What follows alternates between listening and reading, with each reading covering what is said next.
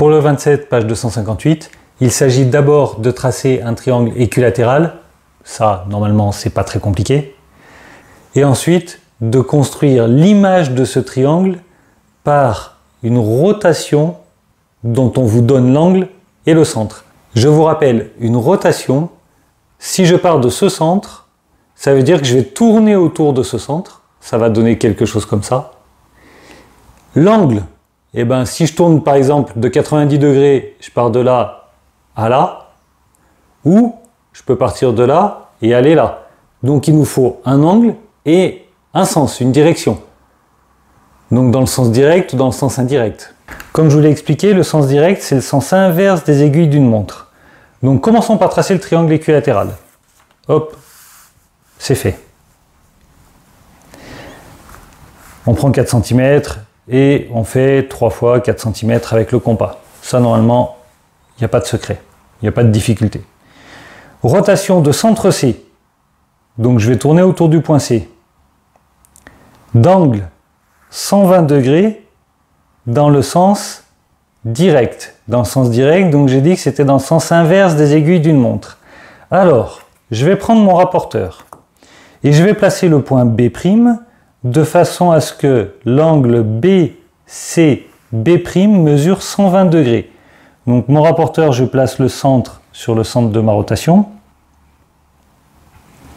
Je m'aligne bien avec le 0 du B.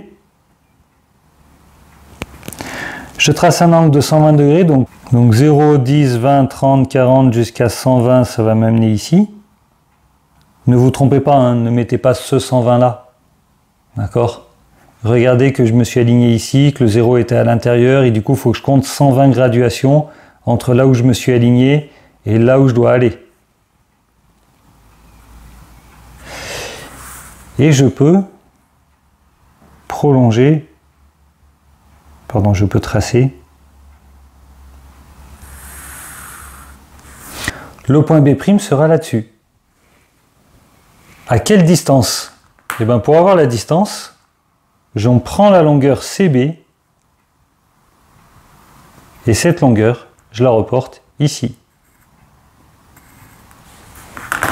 Ça me donne le point B'. Je fais pareil pour A'. 120 degrés.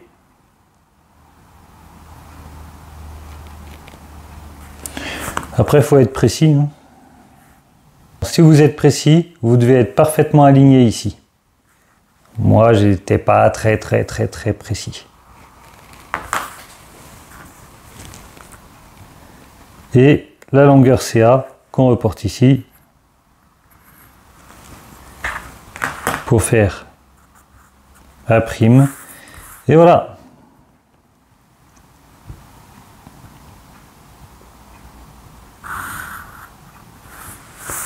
C, B', A'.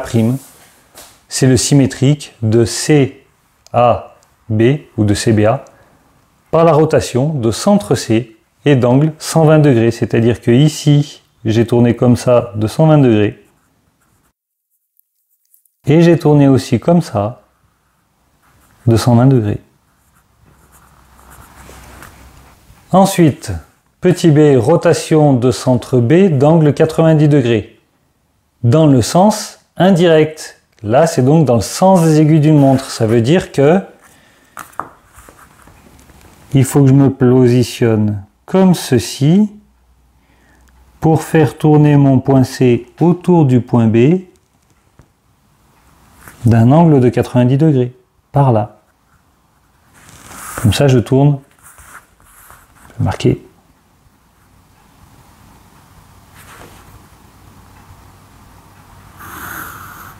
Comme ça, je tourne dans ce sens-là de 90 degrés.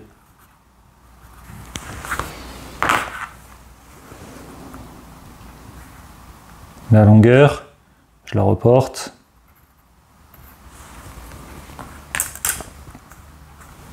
Et ça va être C secondes. Bon, et puis je fais pareil pour BA, mais ce coup-ci, j'ai pas envie de prendre le rapporteur. Donc je vais tourner avec l'équerre de 90 degrés. Parce qu'exceptionnellement je peux, vu que c'est 90 degrés. Par contre, il faut que je sois précis avec l'équerre. Je ne sais pas si je le suis. Je peux même mettre 4 cm. Mais on va vérifier quand même avec le compas. Ah, la seconde. Ici.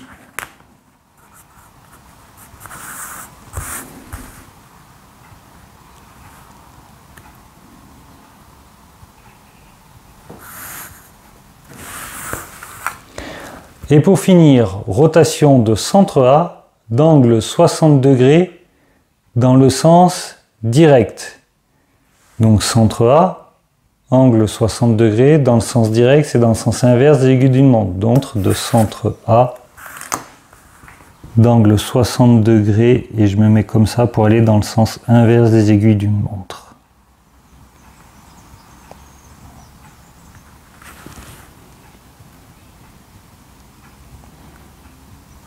Alors normalement, hein, si vous êtes super précis, 60 degrés, comme c'est un triangle équilatéral, 60 degrés c'est ça. Donc de centre A, mon C il va aller sur B. B, que je vais pouvoir noter. Allez, C tierce pour mon ma troisième question. Là par contre, il faut que je le trace. D'angle 60 degrés, ça va être par là.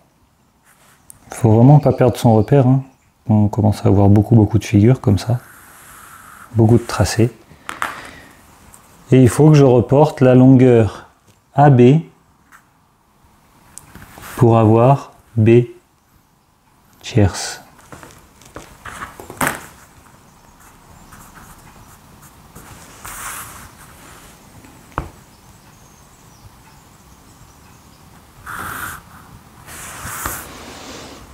Et voilà, A, C tierce, B tierce.